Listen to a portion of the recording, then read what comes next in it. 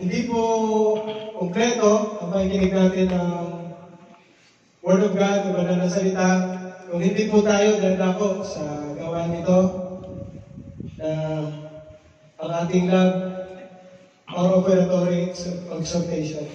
Giving po. Hindi ko na po tatagalin, tawagin ko na po ang ating kapatid na napakasipag ng ating kapatid na ito.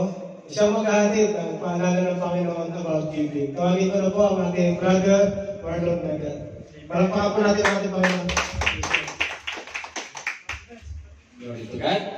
Muli, naging record. Sabi siguro ng mga kapatid, ito na naman si Bro Marlon. Mukhang kaperahan na naman yung pag-uusapan. Glory to God po, no? Pero ang salita po ng Diyos, ibuhay po, no? Sabi nga, no, na pag-aralan mo rin po sa Google, no? Mas marami pong verse ang pera po.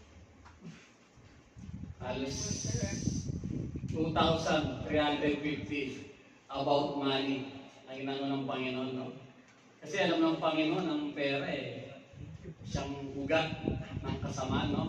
Kung wala tayong wisdom, knowledge na nagmumula sa ating Panginoon, no? Bilang Kristiyano, pwede tayong mag-iisod dyan. Kaya patuloy na inaaral natin, no? Ang salita ng Panginoon.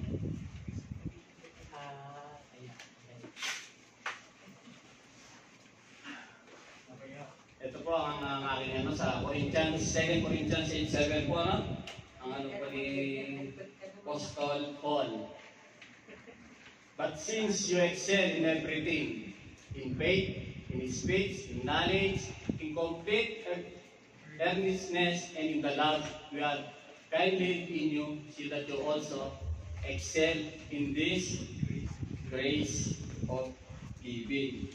Sa Tagalog po, ngunit kung paano kayo sumasagana sa lahat ng bagay, sa pananampalataya, sa pananalita, sa kaalaman, sa kasabikang tumulong sa inyong pag-ibig sa amin, sikapin din ninyo na kayo'y sumagana sa biyaya sa pagbibigay.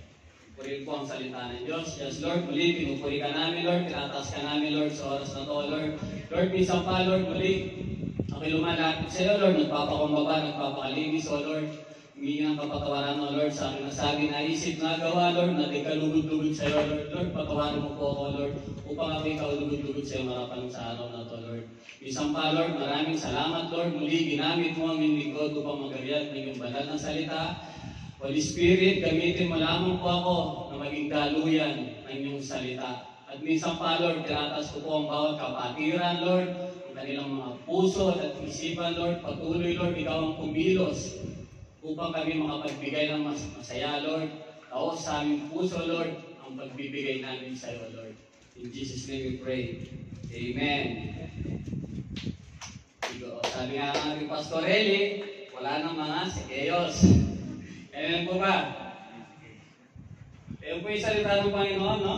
Hindi lang bilang Kristiyano po, hindi lang tayo na magaling na tayo sa bagay ng pananampalataya, no?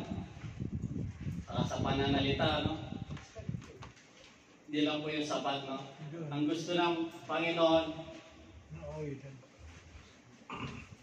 sa biyaya din po, sa pagbibigay, ay maging masagana po tayo, no? Amen. Tulad po ng, kaya yung salita po na yan, no? Tulad ng mga taga-Corinto po, no? Kung paano sila dumanas ng mga pagsubok, no? Pero mas pinili pa lalong nila, no?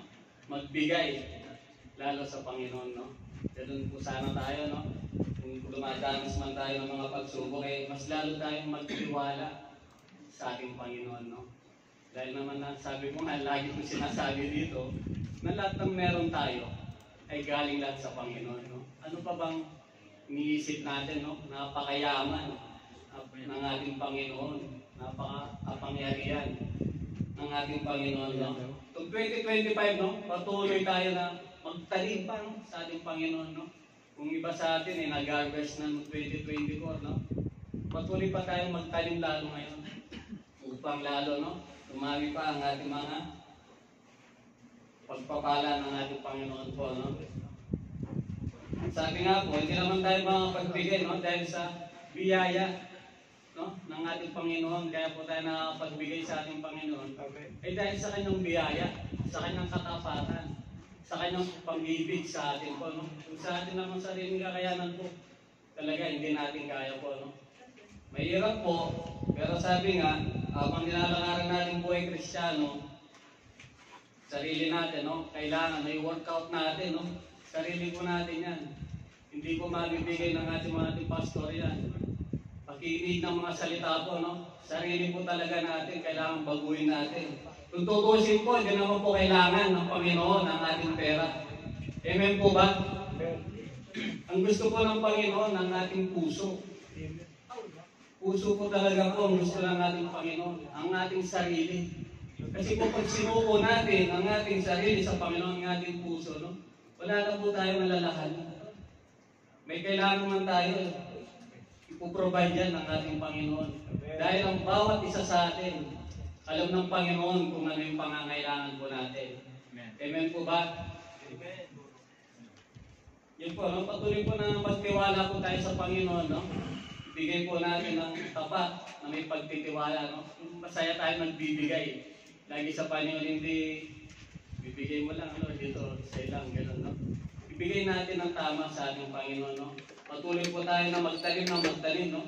Sa karyan po ng ating Panginoon. Ang Panginoon po, lahat ng pangangailangan natin, siya na po yung magsusupply, no? Maging excel po tayo sa grace of giving po.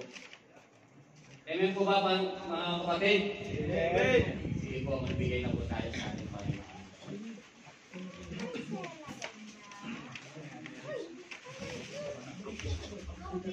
Please get. Thank you, Lord, sa aming mga kaloob. Ito po ang aming alay sa iyo.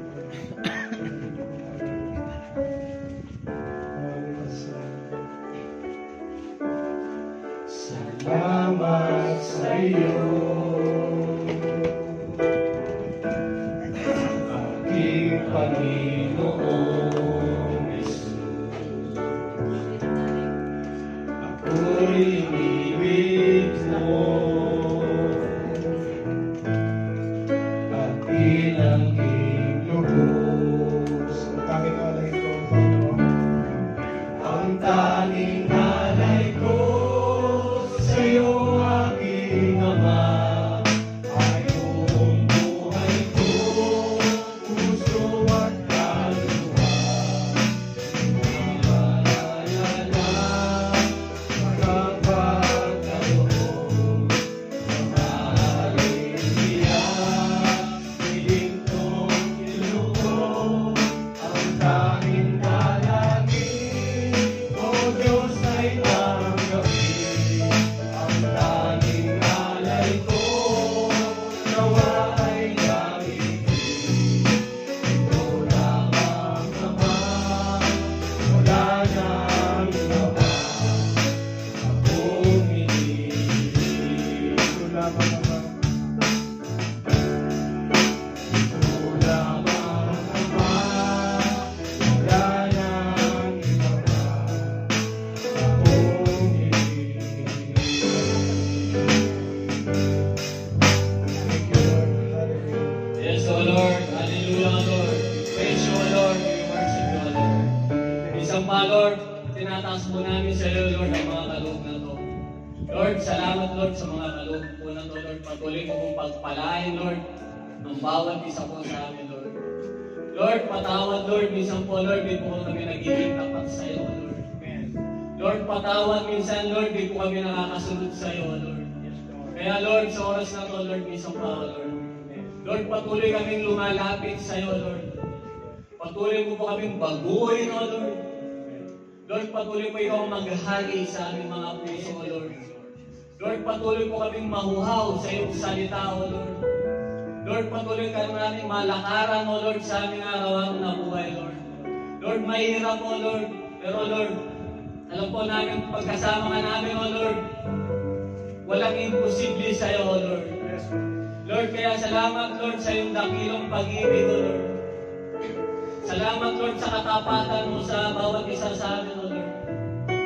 Salamat, Lord, sa biyaya, Lord, na pinagkakaloob mo sa amin, O Lord. At Isa pa, Lord, salamat, Lord, sa pagmamahal mo sa amin, O Lord. Isa pa, Lord, tinataas po namin ang bawat kumpanya namin pinagtatrabahoan, O Lord. Lord, patuloy mo po itong pagpalain, O Lord, upang ito'y maging daluyan, Lord, ng pagpapala sa amin at sa aming mga pamilya, Lord. Patuloy, Lord, ikaw ang kumilos, Lord, sa amin, O Lord. At Lord, itong mga biyaya na to, Lord, mga kaloob na to, Lord, maging sapat, Lord, sa aming pangangailangan, O Lord. At patuloy, Lord, mas marami pa kaming madalang kaluluwa sa iyo, O Lord. Lord, maraming salamat po, Lord. In Jesus' name we pray. Amen.